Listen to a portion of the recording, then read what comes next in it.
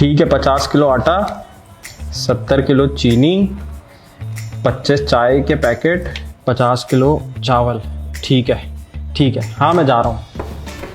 अबे क्या हो गया भाई, तुम्हारे घर पे कोई बड़ी दावत है क्या? दावत? अबे भाई तुम्हें नहीं पता क्या, मुल्क डिफॉल्ट होने वाला है। तो डिफॉल्ट होगा तो तुम ऐसे जंगी हालत में क्यों भाग रहे हो? भाई जब मुल्क डिफॉल्ट होता है ना, तो ना कुछ खाने को होता है, ना कुछ पीने को होता है, ना तेल होता है, ना गाड़ियाँ चलती हैं, ना दफ्तर खुलते हैं और ना ही स्कूल खुलते हैं। वैसे क्या मतलब होता है डिफॉल्ट होने का तुम्हारी नज़र में? मुल्क बिल्कुल खत्म हो जाता है। क्या आपको भी यही लगता है कि मुल्क डिफॉल्ट होने का मतलब मुल्क खत्म हो जाना होता है? जिस सूरत हाल से पाकिस्तान अभी गुजर रहा है और जिस तरह की खबरें चल रही हैं, हर शहरी के जहन में कुछ सवालात हैं कि ये डिफॉल्ट क्या होता है, डिफॉल्ट के बाद क्या होता है और डिफॉल्ट से बचा कैसे जा सकता है। और एक और बात, क्या पाकिस्तान सच में डिफॉल्ट होने वाला है?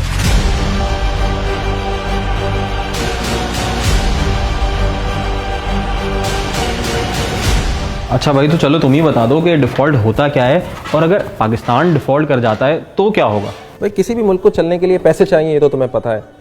तो पैसे कैसे आते हैं? या तो मुल्क बहुत सारा सामान बनाता है और बाहर बेचता है और वो बाहर से पैसे या डॉलर्स कमाता है। दूसरा तरीका ये होता है कि उसके बहुत सारे लोग बाहर काम करने जाते हैं और वो रेमिटेंस भेजते हैं, तो उससे डॉलर्स आते हैं। तीसरा तरीका ये होता है कि मुल्क डॉलर उधार लेता है और उस उधार को उतारने का जब वक्त आ जाता है, या उसकी किस्त वापस करने का, या उसके ऊपर सूद वापस करने का, और जब मुल्क के पास पैसे नहीं होते तो वो अपने आप को डिफ़ॉल्ट डिक्लेयर करता है।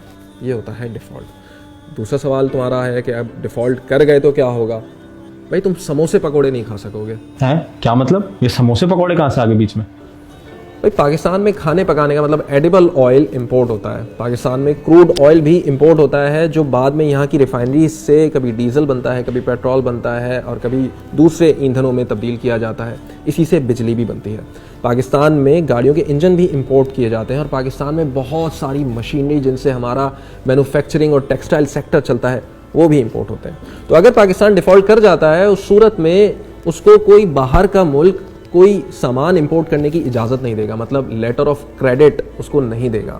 लेटर ऑफ क्रेडिट ऐसे काम करता है कि जब आपको कर्जा चाहिए होता है तो आप बाहर के किसी बैंक को लिख के देते हो और वो बैंक फिर उस कंपनी को, जिसने या तो कर्जा देना होता है और या तो कोई चीज़ फराहम करनी होती है, उसको लेटर ऑफ क्रेडिट अप्रूव करके देता है कि हाँ मैं गारंटी लेता हूँ कि ये जो शख्स है या ये जो कंपनी है या ये जो मुल्क है, ये पैसे तुम्हें वापस करने की सकत रखता है।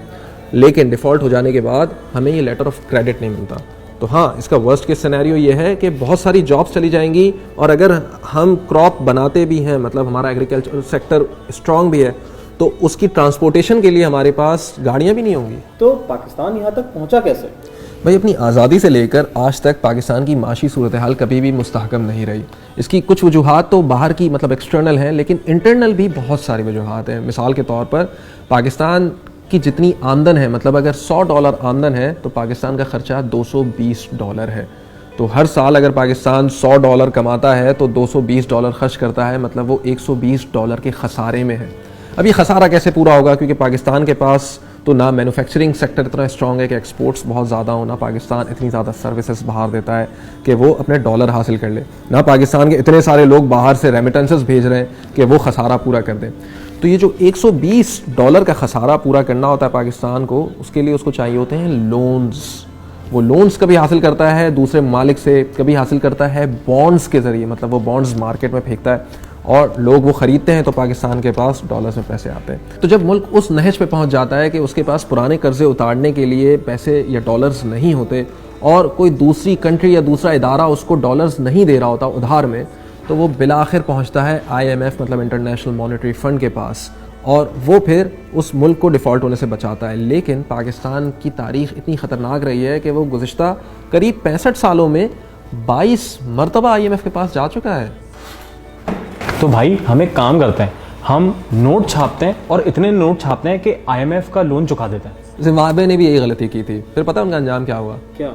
वहाँ के लोगों को रोटी खरीदने के लिए भी इतने सारे बंडल देने पड़े रुपयों के। वो क्यों? इसको एक मिसाल से समझते हैं। ये मेरा मोबाइल रखो। Thank you. नहीं, मिसाल के लिए दे रहा हूँ। अच्छा। इसके एवज में तुमसे चाह रहा हूँ कि मुझे कोई सबूत दो कि मैंने तुम्हें मोबाइल दिया है। तुम क्या दोगे? मैं तुम्हें एक पेपर पे लिख के साइन करके दे दूंगा। गुड। लेकिन अगर तुम वो एक की बजाय 5 पेपर पे लिख के दे दो, तो क्या इसका मतलब तुम्हारे पास 5 मोबाइल फ़ोन आ जाएंगे? नहीं, मोबाइल फ़ोन तो एक ही रहेगा मेरे पास। तो इसका मतलब चाहे तुम 1 पर्ची दो, 10 पर्ची दो या 100 पर्ची दो, उसके पीछे वैल्यू तो एक मोबाइल की है ना। अच्छा, तो हम अपने रुपए तो छाप सकते हैं, डॉलर नहीं छाप सकते। तो हम जितने ज़्यादा रुपए छापेंगे, डॉलर की कदर उतनी ज़्यादा बढ़ती चली जाएगी।